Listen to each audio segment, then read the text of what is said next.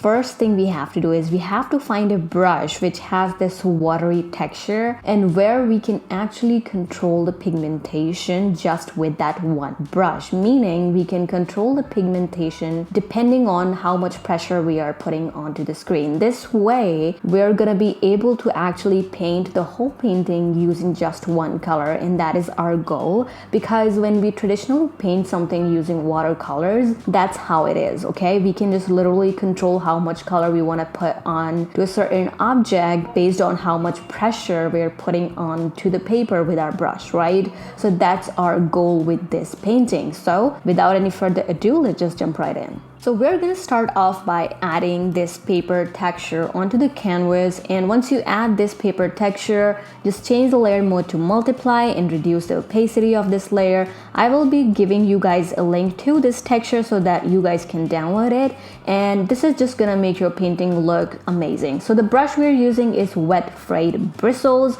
Once you select that brush, go to the advanced settings and just reduce opacity with light pressure, and also reduce flow with light pressure. And this is just gonna give us a brush where we can actually control the pigmentation of color depending on how much pressure we are putting onto the screen. So as you guys can see, when we put less pressure, we are getting less pigmentation. When we are putting more pressure, we are getting more pigmentation. That's what we want.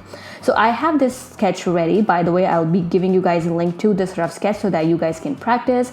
I'm using this deep maroonish red kind of color, and as you guys can see, it's still appearing to be pink. Reason being, I'm actually putting really light pressure onto the screen so that I can get this really light pigmentation, and that's our goal. So the first step is to actually fill in all the shapes you have in the sketch with this color, putting light pressure, and this is going to be our first layer, and then we are gonna work our way up. All right, so first step is to just color everything, every shape. So I'm just gonna color every flower, leaves, and everything else, and just gonna make sure that the first layer of color is lighter and it's not too much. Okay, so I'm making sure that I'm putting light pressure while I do so. So that's what you want to do. Once you have filled in all the shapes, what we want to do is we want to start putting in more pressure and start adding more pigmentation over this first layer of color.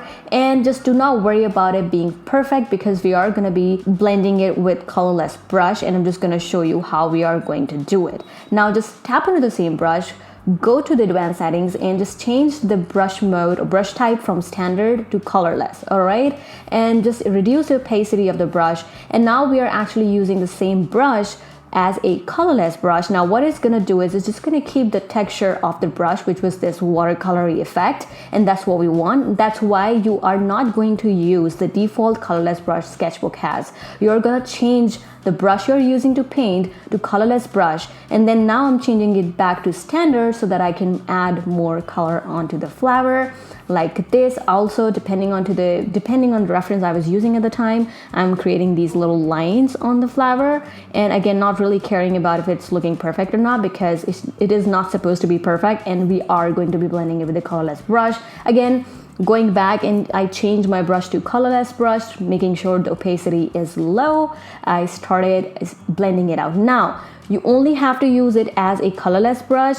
I will be linking a video down in the description where I talk about the difference between smudge brush and colorless brush, and that video will be enough for you guys to know why I always prefer colorless brush. Now I did the same thing with the next flower right here, and I just started putting in more pigmentation, more color around it. And by the way, I have just used one color, and I'm actually going to use just one color. I have quite a lot of colors in my palette, but I actually did not use any other color apart from this red maroonish color and the green color for the leaves. So again, going back and change my brush to the colorless brush, and I actually started blending this pigmentation that I had put in on the flower. Basically, that is the process you're going to be following for the whole painting, and I actually did. I did it for the leaves, I did it for the little buds, and yeah, it's really easy. Watercolor painting is really easy, and it is not supposed to be perfect. And yeah, it's just easy. Like, you can just build up the pigmentation and you can just work your way up layer by layer. Although I'm just using one layer, but I would suggest, if you're a beginner, just make sure you're using it layer by layer. So if you mess it up, you can just go back and fix it. And I also ended up outlining these flowers like just a little bit, using the same color I used to paint them with. And if you want, you can skip this step, but I really like outlining my watercolor paintings because it just looks good. Once I was happy with everything, I added more details around this little circle for this flower with this black color, and then I went ahead and created a new layer, changed its layer mode to linear dodge, which is add, and which is just gonna add this luminance kind of effect to the color. And I just wanted to highlight certain parts of the flower. Now you don't really have to do it because flowers do not, really reflect light like that, but I just like doing it with my paintings. You can completely skip the step if you want to, but I just really like doing so. But here I am not going to be blending it with colorless brush. I'm just making sure I'm putting light pressure so that I am only getting really light pigmentation on the color. And then I just went ahead and picked up green color, added more details on the leaves as well. And not just that, I actually ended up also outlining them just a little bit. Okay, it just depends on how you want your painting to be. And then I was not really happy with the outlines, so I went ahead and picked up this really dark maroonish color. It's not black, it's really dark maroonish kind of color, and I just started actually outlining the whole painting. It makes a huge difference. It just makes the whole painting stand out a little more when you add these little outlines. By the way, I'm using the same brush. I've just reduced the size of the brush just to get this precise lining. I'm not outlining it in a way where I'm outlining each and every part of the flower or leaves. I'm just outlining it here and there just to give it that depth. All right, and now went back with white color and highlighted more parts of the flower, and you're basically done with this painting.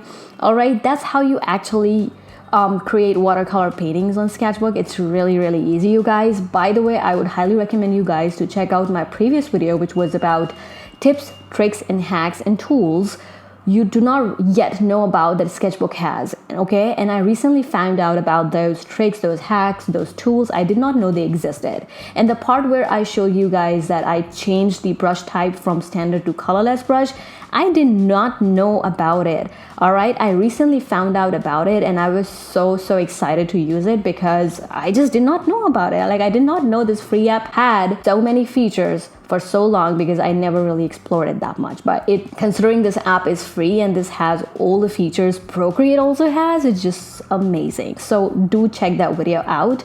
Do check out my description box. I'll be linking all the assets I've used for this painting down in the description box, so you guys can also create similar painting. I've added color palette, paper texture, and also this rough sketch in PNG format. Also, go ahead and check the description box below for tutorials I talked about, the difference between colorless and smudge brush, and also the tips, tricks, hacks, and tools I recently found out about. And other than that, I really hope you guys enjoyed this video and found it helpful. Let me know if this video was fast paced.